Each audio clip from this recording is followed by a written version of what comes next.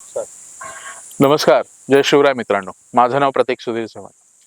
मागच्या भागात आपण धार्मिक इनामं पाहिली.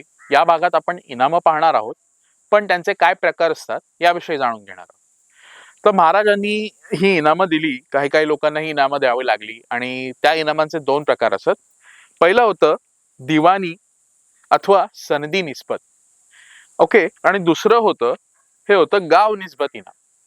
तर पहिल्या प्रकारामध्ये सनदी अथवा दिवाणी निस्बतामध्ये आपल्या महाराजांना काही जमिनी द्याव्या लागल्या. राजसत्तेने सनद अथवा फरमान याद्वारे ते निर्माण केलेले असत. अशा इनामांचा काही भाग म्हणजे एक द्वितीयांश, एक तृतीयांश, एक चतुर्थांश भाग हा सारा म्हणून सरकारात पुन्हा जमा करावा लागत असे. आणि याला या इनामांना इनाम निमाई, इनाम तिजाई किंवा इनाम चौथाई असं म्हणत. म्हणजे चौथाई हा जो शब्द आहे, चौथाई जी आपण अख्ख्या भारतवर्षातून वसूल केली तीच ही चौथाई. आता काही काही लोक म्हणतात, ते राजपूत लोक म्हणतात आम्ही चौथाई वगैरे दिली नाही, आमच्या अंडर नव्हतं, म्हणजे असं म्हणतात. त्यांचा असा तो गोड गैरसमज आहे.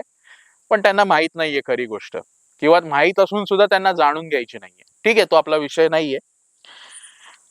ही जी वतनं होती ही राजसत्तेकडून दिली जायची आणि राजसत्तेला ती वतनं रद्द करण्याचा आणि जप्त करण्याचा सुद्धा पूर्ण अधिकार दिलेला असायचा.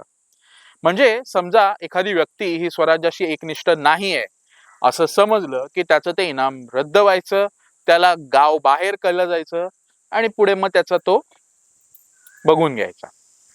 अशा प्रकारे आपल्या ज्या इनाम असायचे ह्याचं व्यवस्थापन चालायचं. ही माहिती तुम्हाला कशी वाटली कमेंटद्वारे नक्की कळवा.